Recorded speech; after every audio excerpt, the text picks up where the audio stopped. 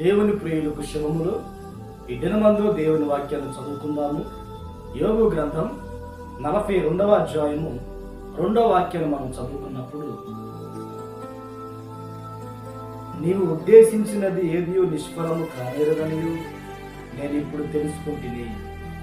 ప్రియ దేవుని బిడ్డలారా, భక్తుడైన యోబు దేవునితో మాట్లాడుతూ ఉన్నాడు. నీవు ఉద్దేశించినది ఏది కూడా నిష్ఫలము కానేరదు అని యోబు తెలుసుకున్నాడు. దేవుడు ఏదైనా ఒకటి ఉద్దేశించినప్పుడు ఖచ్చితముగా నెరవేరుతుంది, నిష్ఫలము కానేరదు.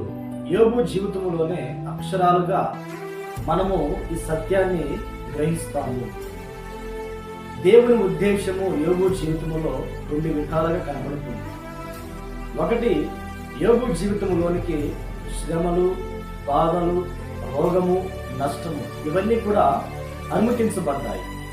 మరొక అనుభవం ఏమిటంటే, వాటి తర్వాత రుణంతల దీవెన కలగాలని దేవుని యొక్క ఉద్దేశమై ఉన్నది.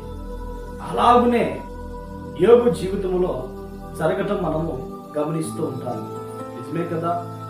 దేవుడు ఒక వ్యక్తి జీవితంలో ఆయన ఏదైతే ఉద్దేశిస్తారో అది ఖచ్చితంగా జరుగుతుంది, నిష్ఫలం మాత్రం కానేరదు.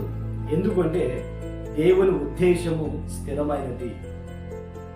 దేవుడు ఒక్కసారి ఒక వ్యక్తి జీవితంలో ఇది జరగాలి అని ఆలోచన చేస్తే, ఉద్దేశిస్తే నిశ్చయముగా దేవుడు దానిని జరిగిస్తాడు. దేవుడు మన ఎడల ఆయన ఉద్దేశించినది మన జీవితంలో నెరవేర్చబడాలని ఆయన చిత్తానికి తల ఉంచుకున్నప్పుడు మన జీవితానికి అది ఎంతో ఆశీర్వాదాన్ని కలిగిస్తుంది. కొన్ని సందర్భాలలో కష్టాలు, కన్నీళ్లు, వేదన, నిందలు ఈ మార్గాలలో దేవుడు మనల్ని నడిపిస్తాడు. అది దేవుని ఉద్దేశమే ఉన్నది. అలాంటి సమయాలలో మనం దేవునికి దూరం కాకుండా, దేవుణ్ణి దూషించకుండా, ఆయన్ని సేవిస్తూ, ఆయన్ని వెంబడిస్తూ, నీతిని విలువగా గట్టిగా పట్టుకొని మనము ఆయన్ని ఆరాధించే వ్యక్తులుగా ఉన్నప్పుడు తద్వారా తగిన దీవెన మనకు కలుగుతుంది. కొన్ని సందర్భాలలో దేవుని యొక్క ఉద్దేశం మన పట్ల ఆశీర్వాదకరమైన మార్గాల్లో మనం నడిపిస్తాం.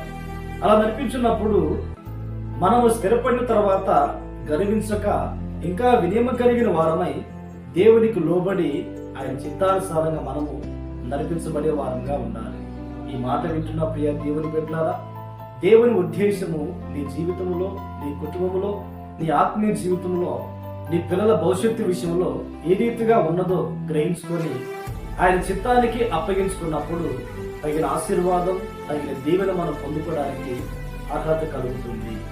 భక్తుడైన యోసేపు జీవితాన్ని కూడా మనం గమనించినప్పుడు దేవుని ఉద్దేశము ఎంతో ఉన్నతముగా ఉన్నది. ప్రారంభంలో యోసేపు శ్రమలకు అప్పగింపబడ్డాడు, కొట్టబడ్డాడు, అమ్మబడ్డాడు, చెరసాలలో వేయబడ్డాడు. ఆ తర్వాత ఎక్కడైతే అవమానించబడ్డాడో, ఎక్కడైతే నిందించబడ్డాడో, ఎక్కడైతే తల వంచుకొని చెరసాలలో వేయబడి అవమానకరమైన పరిస్థితుల్లో ఉంచబడ్డాడో, అదే ప్రాంతంలో, అదే దేశం మందు ఉన్నతమైన అధికారినిగా దేవుడు నియమించి ఉన్నారు. ప్రియ దేవుని బిడ్డలారా, మనము శ్రమణ మార్గంలో ఉండటం దేవుని ఉద్దేశము, దీవెనకరమైన అనుభవంలో ఉండటము దేవుని ఉద్దేశము. ఆయన ఉద్దేశానికి మన బ్రతుకు దినమలన్నిట తల వంచి నమస్కరించి ముందుకు కొనసాగినప్పుడు అది మనకి ఎంతో ఆశీర్వాదాన్ని కలిగిస్తుంది. ప్రార్థన. పరిశుద్ధుడా, ప్రేమాస్వరూపి, ఆశ్చర్యకరుడా, మీకు స్తోత్రాలైనా. నీ ఉద్దేశము మా జీవితాలలో నిష్ఫలము కాలేదు నాయన, నెరవేరుతూ ఉన్నది, ఇంకా నెరవేర్చబోతున్నారు కనుక స్తోత్రం.